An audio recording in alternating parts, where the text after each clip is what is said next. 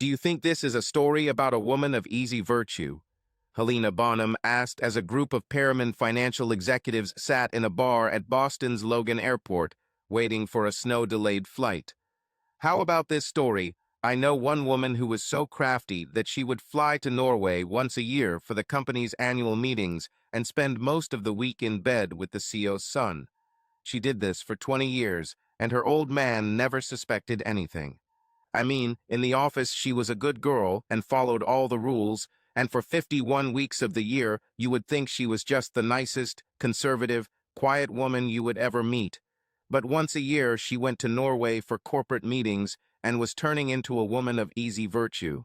She thought the rest of us didn't know what was going on, but geez, woman, when you leave the hotel every night with the same handsome guy, and don't get back to your hotel until it's time to shower and change for the next day's meetings. No one is a fool, well, except maybe her husband. But I don't think he can be blamed for that. Why would he think that his practically good girl wife would cheat on him 1 week a year? I worked with this woman for 15 years. I left there about 2 years ago. I wonder if she still sleeps with him. What was her name? Tracy. Tracy Shandell. Yes, exactly. I bet this poor guy will die without ever knowing that his wife cheated on him. Hey, wait, we have a guy in our group named Shandell, Claude Weissenhunt whispered to me. You don't think she's talking about Shandy's wife, Herb? You met her. She really looks like an ice queen, but she's one hot mama. That's the story, Brian, as best I can remember, Herb Mangold told me over the phone. They then started talking about someone else cheating too, but I knew I had to call you as soon as I heard it. I hope it's not your Tracy, Brian. I honestly hope so. But if it was my wife, I'd want someone to tell me. Thank you, Herb. Really? Thank you. I also hope it's not her, I told my colleague. Hey, can you do me a favor and not tell anyone else about this? If Claude mentions this again, just calmly extinguish the story, and I'll tell Claude myself if I have to. But only if I have to. I have worked with Herb for 15 years at Perriman and would trust him with my children's lives, so I knew I could trust him to keep this a secret. I also trusted that he got the story right, which meant I had a world problem. My wife, Tracy, works in the management of Johansen Limited, a financial services company based in Norway. And yes, for 23 years, she has been flying to Norway as part of the management team for a week of corporate meetings. And yes, she is conservative, well-mannered and reserved, and one hot mama at that. But my Tracy would never cheat on me, could never cheat on me. Or could she? Helena Bonham's words came back to haunt me. I bet this poor guy will die without knowing that his wife cheated on him. Sitting and hoping it wasn't true wasn't an option. This poor guy was about to find out the truth. Tracy and I have been married for 25 years. We met in college and dated for 3 years before getting married. We both work in financial services, both in management and financially we have achieved success. We have 3 wonderful children, one graduated from college, one in his 3rd year of college, and the youngest a freshman. So we became empty nesters this year, and while it took some getting used to at first, being back together has rekindled an already good marriage. Or at least that's what I thought until a few minutes ago. I sat at my office desk and pondered the situation for a while. I really didn't know where to start. Tracy started working at Johansen right out of college, about a year before we got married. It took her 3 years to get to corporate meetings in Norway, and she has been going every year since. She usually didn't have much to say about these meetings, either before or after. They just seemed like a necessary evil. Thinking back, she did seem a little irritated before the trip when she was pregnant with our first child, but I assumed it was because she was 5 months along and starting to feel uncomfortable. Now, of course, I wonder if she was annoyed because she was pregnant while dating her lover. I opened my favorite bookmarks in Firefox and clicked on the Johansen site. It was a beautiful, fast-loading site worthy of one of the world's leading financial services companies. Since it was Tracy's company, I looked it up occasionally, but until today, the only corporate executive I knew was the CEO, Gunnar Marxist. Marxist brought 3 of my relatives to the company, 2 sons and a daughter, and I found their photos and biographies on the site, along with several other high-ranking employees. I read the children's biographies in chronological order, so up to Henrik's biography Markista, I got there last. However, when I opened the biography and received a photo larger than a postage stamp, I almost threw up my lunch. I was looking at the faces of my two youngest children, Jason and Marilyn. Damn it. Tracy herself is of Norwegian descent, with long blonde hair and sparkling blue eyes, so it never occurred to me that the two youngest children were blonde with blue eyes, just as I never wondered when Now was born with brown hair and eyes like mine. But after I looked at Henrik's photo of Markista, there was no doubt that these children could not be mine. I quickly made the calculation. Typically, company meetings are held in August, and both children's birthdays are in May. Crap, I desperately needed to talk to someone, but who could I really trust with this secret, and who would have the strength of character to give me sound advice? After Tracy, the next person I usually turned to in such situations was my father-in-law, Alf Schlegel. He has been my closest and most trusted advisor since my father died when I was in my late 30s. He was simply a reliable person who never interfered in any situation, and because of this, he became my life advisor on those rare occasions when I needed to talk to someone other than my wife. But I couldn't go to Alf. How to tell a person? Sorry, sir, but I think your daughter is a cheater and has been sleeping with someone else behind my back for over 20 years. It quickly became apparent to me that I didn't have many close friends as I assessed the situation. My next closest advisor was my favorite bartender, the night manager of a small bar near my house called Simply My Place. It was an old-fashioned pub where I would sometimes go for a couple of quick drinks or bring Tracy for a quick dinner. Over the years, I became close friends with January, never call me Jan Sparnacle, the owner's feisty but level-headed daughter. She was a few years younger than me, but had worked in a pub all her life and had developed a good understanding of people because of it. She has given me her thoughts and advice on various issues over the years, but never on such big issues. I hoped she would be up to the challenge, although I wasn't sure I could handle it myself. I took a couple of hours frambas at work and headed to my place. I arrived about an hour before January started her shift. I sat at the bar chatting with her father, Raleigh O'Root, until I had a couple of Jack Daniels on the rocks. Since I rarely came to the bar this early, I hadn't spoken to Slet in a long time because he usually went home as soon as he finished his shift. This is how you stay married to the same woman for 50 years, he often boasted. How's your beautiful wife, Brian? Asked Slets. Immersed deep in thought, I probably didn't hear the question, so Slets repeated it from a few feet away, louder this time. I heard it, as did I think most of the bar's patrons. I hesitated, not knowing how to answer a simple question. She's fine, Dad. Off, January answered for me, approaching me from the left, having just entered through the service entrance. Hello, dear, how are you? I asked, hugging her in a friendly bear hug. She hugged me back tightly and, pressing her ear to my ear, whispered, I'm fine, but I feel like there's something wrong in Brian's world, right? I stepped back from the hug with a shocked expression on my face. How could she know? I thought. Seeing the look on my face, January sat down on the chair next to me and quietly asked, It's Tracy, right? What's going on, Shandi? I haven't confirmed anything yet, and it will take a while, but I have it from a very reliable source that she has been cheating on me behind my back for over 20 years. What? How the hell did you not know this was going on all these years? She said in shock. Because she only does it 1 week a year when she goes to Norway for her company's corporate meetings. Apparently, she's been sleeping with the boss's son for the last 25 years, 1 week a year. "Oh," she answered.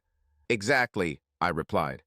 "Well, you can't just do nothing, unless you're one of those perverts who likes it when their wife cheats on them," she said bluntly, looking at my reaction. I looked at her with annoyance, which should have told her everything she needed to know, and she continued. "The weaklings of this world would ask you to ask yourself whether you'd be better off with or without her. But that's not how it works in the real world, Bri," she began. "If you are the person I think you are, You cannot live with a cheater who breaks her vows, even if you have not known it for a very long time, and this only happens for 1 week a year when she is abroad. I don't think you can live with yourself if you give her a pass like that. And that's the point. You may have loved her more than life itself. Maybe you still do. But what kind of life will you have if you throw away your self-respect? A lie remains a lie. The youngest 2 children are also his, I interrupted. January looked like someone had knocked the air out of her. She looked exactly like how I felt when Herb told me what he heard. I filled the pause as she sat there in shock. It's not confirmed yet, I said. I thought I would give all 3 kids ancestry DNA kits for Christmas and find out in a couple of months. No, no, this is the wrong way, she noted. If you do that, everyone will see that the cat is out of the bag, and then you'll probably ruin any chance of revenge. The M word. That's why I came in January. Like me, she wouldn't put up with it. I didn't need a marriage counselor. I needed someone who would take my side into account. You need to keep this completely under wraps until you're ready to do something about it. But if what you say is true, you could still lose these children, and I know it will break your heart. So whatever you do, and I'm not sure there's really much that can be done, must be tempered by your desire to remain a father to these 2 children. She then quickly changed the subject. How about we bring everyone here for a quick dinner during the Christmas holidays? I will personally serve everyone's drinks and personally ensure that old glasses are removed from the table into a sealed container. Then you, take the containers to the DNA laboratory that I know about. We will get DNA from all 5, which will ultimately be a better and more accurate way. And at least I'll get the cost of dinner from you, you poor bastard. She smiled widely as she inserted the hairpin, but she needed to somehow clear the air. In addition, she gave me good advice. This will be a marathon, not a sprint. What are you going to do about sex? She asked next, quickly changing the topic again. She asked me what I was thinking about. No, because she immediately smiled a devilish smile and replied, don't think you got it right, idiot. I'm not asking if you want to have sex, asshole. I'm asking what you're going to do when Tracy wants sex, like usual. You can't just stop because then she'll realize something is wrong. Damn, you're good at this. I hope for Roy's sake he never gets on your bad side, I replied, referring to her husband, to whom she had been married for about 25 years. I didn't think about it at all. Good point. I guess I'll have to continue for the sake of appearances, but maybe to teach her a subtle lesson by denying her something. I'll repeat it, idiot, she said bluntly. You must do everything you normally do with her and for her until you are ready to act. She's not a stupid woman. In fact, she has been leading you by the nose for quite a long time. In other words, you're telling me that for now I need to leave the guns, take the cannoli. Exactly. Great reference to The Godfather, by the way. Stay calm. Do not rush. Of course, this will be easier said than done. You can't just stop loving someone overnight, no matter how much they hurt you, but this betrayal stung like hydrogen peroxide on an open wound. I think I was a little quieter than usual over the Christmas season and Tracy's parents noticed it. Luckily for me, they didn't go to Tracy for answers. Because of our excellent relationship, they came straight to me and asked if there was anything on their mind or if I was sick. I felt terrible for deceiving them. I'll miss Alf and Barb when Tracy and I get divorced. I wonder if I can get custody of them. I was sad to know that this would be our last Christmas together as a family. I looked at the kids as they did something funny and remembered when they were little, when I didn't know that 2 of them were born to Tracy, but from another person, and I still considered myself the luckiest person on earth, having a smart and beautiful wife. I wonder if she'll run to Marxist after divorce. I knew he was married, but I wonder if he would exchange his wife for my ex, or if she would become his permanent mistress. What will my children do when they find out? Will I remain a daddy, or just dad? So many questions, so few answers. 3 weeks after Christmas, I had DNA results that confirmed what I already knew. Amy was the daughter of both Tracy and me, and Jason and Marilyn were the children of Tracy, and some as yet unnamed idiot who I assumed was Henrik Marcus. Tracy was going to a bachelorette party the following Thursday after I got my DNA results, so I took this opportunity to see January again at my place. I showed her the results, and she handed me a folder with several divorce lawyers she had found for me. "You're not going to let the courts rip you off in this divorce," January said. "Your children are almost out of the house. Your house is now joint property and will be part of a 5,050 split. So your only concern should be what you want to do in terms of revenge. And whatever you do, don't overstep your boundaries so as not to alienate the children." All of these factors were taken into account, and it seemed to me that the best way for me to get revenge was financially. First, I need to file for divorce. Then after that, I was going to file a lawsuit against Johansson for not following their moral code, which led to my divorce. The next step was a lawsuit against Markista for alimony. That last part depended on when my youngest two children would find out he was their father. Sooner or later, they will find out, and I wanted him to pay the maximum if possible. It's not that I was going to keep the money for myself. I was actually going to split the amount into 3 equal parts and create a trust fund for all my children. I contacted one of the lawyers that January had selected for me and began the process. I almost blew it a few months later.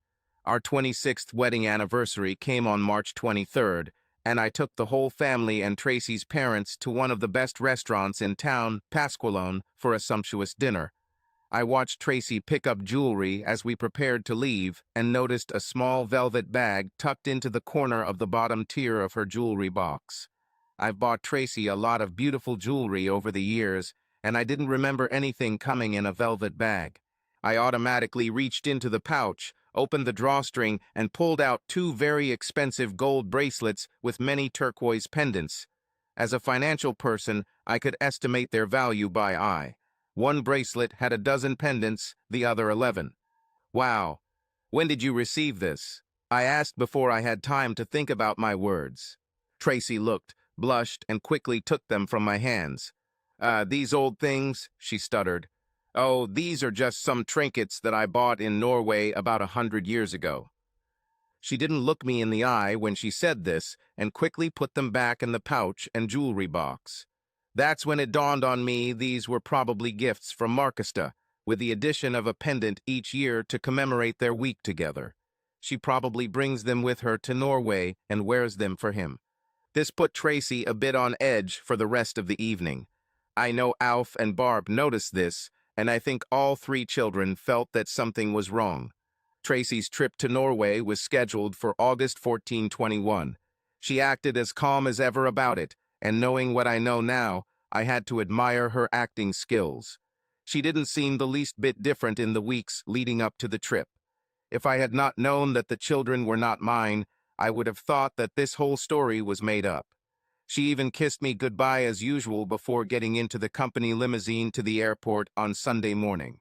My flight to Oslo, Norway, was later that day. I booked a full week of vacation without telling Tracy, the kids, or Tracy's parents. "There are things you need to see for yourself," I told January when I made my plans. I arrived late Sunday evening, rented a car, and headed to my hotel, which was just a few blocks from the hotel where Johansson held corporate meetings and where out-of-town employees stayed. On Monday afternoon, I did a little sightseeing. Oslo is definitely a beautiful city. From the program Tracy showed me, meetings were scheduled to end at 4 p.m. each day. Dinner with local Johansson employees was scheduled for 6 p.m., although any of the Americans could opt out and explore the city on their own. The meetings were scheduled to end Friday at noon, leaving the Americans about a day and a half to explore the city. I started waiting outside the hotel around 4 p.m., knowing that Tracy would need time to change into non-working clothes. I was wearing sunglasses and a fake beard, but other than that I thought Tracy wouldn't recognize me because I was the last person she would expect to see in Norway. She left the hotel wearing a classic, but shorter than usual, black dress that I had never seen her wear before. The top of the dress was open to the middle of her chest, and her body looked great. She was wearing black shoes with 3-inch heels, and I noticed bracelets on both wrists with various charms that I had seen several months ago in her jewelry box, which she called old trinkets. Besides, I wasn't stupid. These old trinkets were worth about $5,000 each. She got into the corporate limousine. I couldn't see if the idiot was already in the car, but when they pulled up to the restaurant, he got out of the limo first and then helped her out. She leaned down and kissed him on the lips before they headed inside. I sat and ate a couple of yogurts while I waited for them to return, which happened a couple of hours later. They got into the car and drove to another hotel, probably the one where the idiot was staying. I had no information whether his wife was home, but at least he didn't risk bringing Tracy to his home. I spent an incredibly boring night in my rental car watching some movies on my iPad. At 5:56 a.m., Tracy left the hotel, apparently not looking as fresh as last night, and got into the limousine. The idiot didn't go with her. They drove back to the first hotel, and she went inside when they arrived. This gave her time to shower and change before the meetings started again at 9 a.m. I returned to my hotel and slept restlessly for several hours. Seeing her with him broke my heart and made me angry. To think that she did this to me for 24 years. I followed her to his hotel on Tuesday, Wednesday, and Thursday nights, watching movies in my car until she left and returned to her hotel. By Friday, when the meetings ended at noon, I was dead tired and completely angry. By 1:30, Tracy was dressed in more casual clothes and got into the company limousine. Unlike other days, when Tracy had only a few of her colleagues with her when she got into the limousine, this time there was a large group gathered in front of the hotel. A few heads turned, but no one seemed too outraged that Tracy was getting into a corporate limousine with a suitcase alone. Either they assumed it was all business, or she had been doing it for so long that no one was paying attention. I followed them as they toured several attractions in. Friday and Saturday, I sat in the car, drank coffee, and ate yogurt. I tried local fast food places, but found that the yogurt was better. My clothes were wrinkled, and I was tired and irritable. I felt like the old TV detective Columbo. It was a great way to slowly kill my love for Tracy. On Saturday evening, they got into a limousine and drove to a remote, expensive restaurant. Since Tracy was leaving the next day, I assumed it was their farewell dinner for the year. It's almost time to work. I assumed that a person like Marxist had a reservation and they were seated immediately as soon as they showed up, so I waited about 30 minutes before getting out of the car and heading into the restaurant, figuring they were now having dinner. During the night, I stopped at a nearby hotel to shower and shave, so while I waited 30 minutes, I changed into the suit and tie I'd brought for the occasion. I walked up to the front desk, showed them a picture of my wife, and told them I needed to come to her table. The head waiter looked at me in my suit, with a large yellow folder in his hand, and showed me to a Marxista table. When we stopped in front of the table, both of its occupants looked up. It took Tracy about 5 seconds to realize she was looking at me, her husband, then she burst into tears. Marxist sat with perplexed and a worried expression on his face. "Just for the record, here Tracy," I said, placing the folder next to her plate. I quickly pulled out my cell phone and took a few photos of her, Marxista, and folders. With the click of a button, these photos were sent to my lawyer, my 3 children, Tracy's parents, and January. "By the way, great trinkets. I guess you have 24 pendants now." I turned on my heel and left. Behind me, I heard a lot of noise and a lot of conversations in Norwegian. I didn't care. I also turned off my phone. I returned to my original hotel and had the best night's sleep I've had in weeks. My flight home from Oslo was at 7 a.m., so I checked out of the hotel around 4 a.m., dropped off my rental car, and was at the airport by 5. About 12 hours later, I was sitting in my rocking chair in Dallas. Tracy's flight was scheduled for 3 hours later, and if I counted correctly, she probably wouldn't be going home right away. Rather, she will go to her parents for comfort. I placed my feet on the stand and turned on the phone. Looks like I've created a storm. Well, to be precise, Tracy was cooking up a storm. I was just a messenger. There were 23 voicemails and 16 text messages when everything was loaded. 9 messages and 6 texts were from Tracy. I did not listen to messages and did not respond to texts. I slowly finished my Jack Daniel's Tennessee Honey over ice. Then, when I was done, I called Alf. Out of everyone I've sent photos to, I felt the worst about sending them to him. I should have done better with him, but I was sure that if I hadn't sent him the photo, he wouldn't have believed me. "Dad, I'm sorry," were the first words I said as soon as he answered. I know it's a cruel way to find out the truth, but honestly, there wasn't a good way to tell you. He didn't speak for about 10 seconds, and I thought he was going to hang up when I heard a sob on the other end. He cried. "I understand, Brian," he said, "and it's me who needs to apologize to you. I thought I raised my daughter better. I know this may sound stupid, but I hope we can still be a family after this is all resolved between you and my daughter. You were such a big part of our lives." I heard him cry. He hung up carefully. Then I had a conference call with my 3 children. I always knew my kids were smart, but I still wasn't prepared for their first question, which was asked by the youngest, Marilyn. "Are we not your children, Jason and I?" she asked through tears.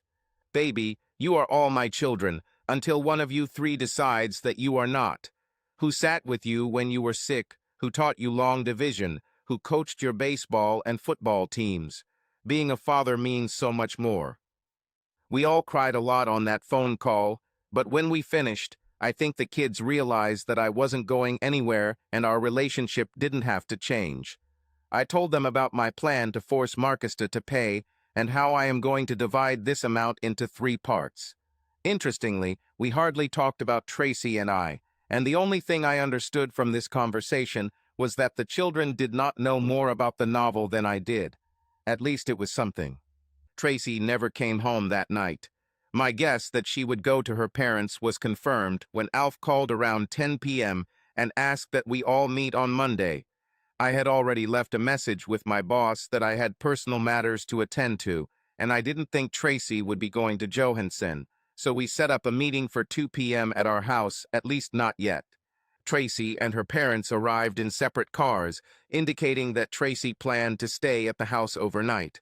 They arrived exactly at 2 o'clock. I offered Alf and Barb a drink. Alf joined me for a drink of Tennessee honey. Barb grabbed a Diet 7-Up. Tracy made her own drink. I didn't offer it to her, just as I didn't offer her a welcome kiss or hug. We all sat down in the living room, Alf and I in the chairs opposite the sofa where Tracy and Barb were sitting. There was an awkward moment of silence as we all took a sip of our drinks and looked into our glasses before Tracy began to sound hesitant. "Did you really have to go to Oslo to give me the documents? If you already knew, why didn't you save yourself and me the trouble and submit the documents here?" she asked. I don't know why, but I was expecting something like an apology. I was not impressed by this maneuver, because I needed to make sure that what I found out was true, that for 24 years, the woman I considered my soul mate gave herself the right to cheat once a year and sleep with someone else. "There is no need for such language, dear," Barb interrupted. "Yes, Mom, there are. And when you decide to be part of the delegation to come here, you put your tender feelings at risk. I love you and Dad like my own parents, but even if they were standing here now, I wouldn't be sensitive. The time for delicacy passed the moment your daughter cheated on me and returned home as if nothing had happened. Have I ever given you a reason to betray my trust in all the years of our marriage?" I asked, turning to Tracy. I saw Al frown and raise his index finger towards Barb. I think there will be no more interruptions on her part. I looked at my wife with hatred, and she shifted uncomfortably on the sofa. "No, Brian, you never gave me a reason to betray you the way I did. I'm really sorry." "Then why did you continue this for so long? If you wanted Marcusta, why didn't you tell me about this? But making a fool and a cuckold out of me for 24 years. "Because I don't want Henrik. I want you, Brian. You are the one I want to spend the rest of my life with, the father of my children." "Stop," I shouted. "2 of them are not my children, at least not biologically. How dare you? You cheated on me and rubbed my nose in the face by having 2 children with that bastard. You have a twisted way of showing me love." Tracy had not seemed to speak to the children in recent days, and was completely taken aback that I knew that Jason and Marilyn were Henrik's children, and it looks like she didn't mention it to her parents because they both turned white as sheets. I thought I heard Barb start to cry, but I kept my eyes on Tracy. So not only are you betraying me, but you are also inflicting the ultimate disrespect. You force me to raise 2 children from another man. Just so you know, the kids already know, and it wasn't me who told them. They understood it from the photograph, just like I did. I simply confirmed their suspicions. Tracy lowered her head so I couldn't see the stunned expression on her face. "Oh shit, oh damn," she muttered. As she muttered to herself, I thought this would be a good time to replenish my drink supply. I raised my glass to Alf and looked at him. He raised his glass to me and nodded. He looked like a man who had been stabbed in the stomach. When I returned with the drinks, Tracy was more collected and started talking straight away. "Listen, honey, we can get through this. Henrik was just a special treat, once a year, on the other side of the world. I never took an ounce of love from you for him, and if you never found out, you would go to your grave believing that I was your soulmate, which I am. Can't we just go back to this?" "Why the hell do you think I'm an idiot?" I blurted out. "No, there are things that cannot be corrected, cannot be unseen. Your incredibly bad decisions doomed us. Alf, would you bring Barb back if she did to you what Tracy did to me?" "Honestly, Bri, no, I wouldn't return it." "So, no, Tracy, that won't happen," I said. "I'm sure that someday in the future I will be able to stop loving you, but I'm not sure that I will ever be able to stop hating you. Now, excuse me everyone, I'm going to the bar, where they show me respect. If you're smart, Tracy, you'll pack enough to stay with your parents for a long time, because you definitely won't be staying in this house while I'm here. Alf, Barb, sorry for being harsh. You know that I love you." End of discussion. I didn't need to hear any more lies. I grabbed my car keys and cell phone and headed to my place. Tracy tried to fight the divorce, so I played one of my cards and filed a lawsuit against Johansson for not following their moral code, which led to the destruction of my marriage. 3 days later, a crying Tracy told me she would sign the divorce papers. Apparently, she was fired for cause, which effectively ended her chances of getting another high-paying job at a company of Johansson's caliber. "I got the hint, Brian. There is no need to ruin my life further," she said. And then Karma Bitch took over this task. Because Tracy was fired, Johansson also had to fire Henrik, which was big news in the industry. It's not every day that the son of the CEO of a leading financial services company gets fired from his father's company, especially for having an affair with an employee. This also did not please Mrs. Henry Marcus, who apparently did not like her position in society being exposed to scandal. But she apparently didn't know about the children because when that lawsuit was filed, she threw a fit, smashing several expensive items in their plush Oslo home before filing for divorce, I'm told. So with the firing, the lawsuit, and the impending divorce against him, Marxist became a regular subject of tabloid news in Europe, and from what I heard, his wife created quite a storm. In the end, Tracy was just one of 4 women he used, and he ended up having 9 children in addition to the 2 he had with his wife. An English prostitute tried to sue Johansson for sexual harassment, alleging that Marxist used his position to coerce her into sex, but the Norwegian court ridiculed this given that she had 2 children with him out of wedlock and kept coming back for more, agreeing with the claim Markstaff that it was a mutual affair. As might be expected, the topics of illicit sex, divorce, and children born out of wedlock to betrayed husbands were too tempting for the American press to ignore. Several newspapers and a couple of magazines played out the story, which briefly put us all in the spotlight. I didn't enjoy the sneaky looks I received when I went out to a restaurant or a show, so for about 3 months, I became a recluse, rarely going beyond the grocery store. Children seemed to handle it better at first, probably because they grew up in a digital age where nothing is really hidden. But a couple of weeks later, I received an evening call from a crying Marilyn who apparently had a hard time with the fact that the whole world knew that her mother was a cheater. "It's her problem, Mar, not yours," I said as calmingly as possible. You didn't do anything wrong. Don't apologize to her. You don't control her life. Thank you, Daddy, she replied. I know it's probably not easy for you either. I just needed someone to talk to. Although I felt bad for her, it was nice to know that in a crisis, Marilyn turned to me, her father, for comfort and advice. As for Tracy, Alf told me over dinner one Sunday at my house that she almost never leaves his house, and when she does, it's almost always at night and wearing a baseball cap. Most of her friends seemed to want little to do with her. After Tracy signed the divorce papers, we basically split everything equally. Since Tracy no longer had a job, I had to pay the remaining college expenses for Jason and Marilyn, but after receiving a large payout from Henrik Markista, I quickly closed that account before dividing the remaining money into 3 parts to create a trust fund for all the children.